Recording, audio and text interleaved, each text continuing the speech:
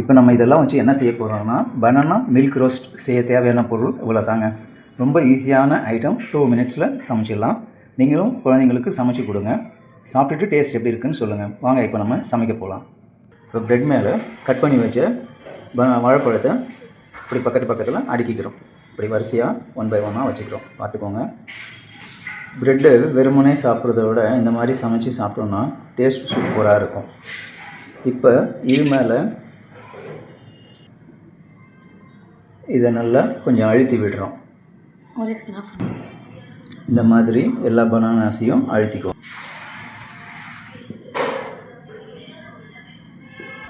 இப்படி அழுத்தின பனானாஸ் மேலே இன்னொரு ப்ரெட் பீசஸ் மேலே வைக்கிறோம். ஸ்டவ்வை பற்ற வச்சுட்டு இப்போ ஒரு தவாவை வச்சு ஹீட் பண்ணியிருக்கோங்க. இப்போ அதில் கொஞ்சம் பட்டரை ஆட் பண்ணிக்கிறோம்.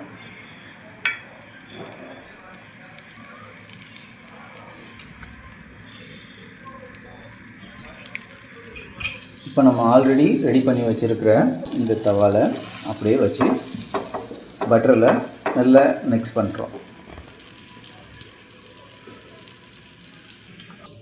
இப்போ இந்த மேலே இருக்கிற ப்ரெட் மேலேயும் நம்ம பட்டரை ஆட் பண்ணுறோம். ஆட் பண்ணிவிட்டு இப்போ இதை திருப்பி போட போகிறோம். தோசை திருப்பி போடுற மாதிரி.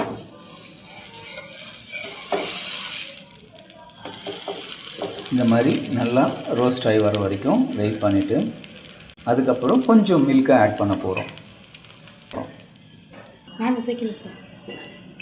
இப்போ இதனோட மில்கை ஆட் பண்ணுறோம். இந்த ப்ரெட் மேலே இப்போ இதை மறுபடியும் திருப்பி போட்டு திரும்பவும் இந்த பக்கம் அந்த மில்கை ஆட் பண்ண போகிறோம். பாலை பாருங்கள், இந்த மாதிரி பாலை ஆட் பண்ணிவிட்டு லைட்டாகவே பாயில் பண்ணுறோம். அவ்வளோதாங்க, நல்லா ரோஸ்ட் ஆகி வந்துடுச்சு. இப்போ இதை ஒரு பிளேட்டுக்கு ஷிஃப்ட் பண்ணிக்கிறோம். இப்போது இந்த கண்டென்ட் மில்கை இதில் ஆட் பண்ணுறோம். இப்படி பண்ணி கொடுக்குறதுனால நல்லா டேஸ்ட்டாக இருக்கும். வாழைப்பழம், ப்ரெட்டு, மில்க்கு இதனோட டேஸ்ட் ரொம்ப அருமையாக இருக்கும். குழந்தைங்களுக்கு கொடுத்தீங்கன்னா நல்லா டேஸ்ட்டாக இருக்கும். ரசித்து சாப்பிடுவாங்க. நீங்களும் இதை சமைச்சு சாப்பிட்டுட்டு இதனோட டேஸ்ட் எப்படி இருக்குது அப்படிங்கிறத கமெண்ட்டில் சொல்லுங்கள்.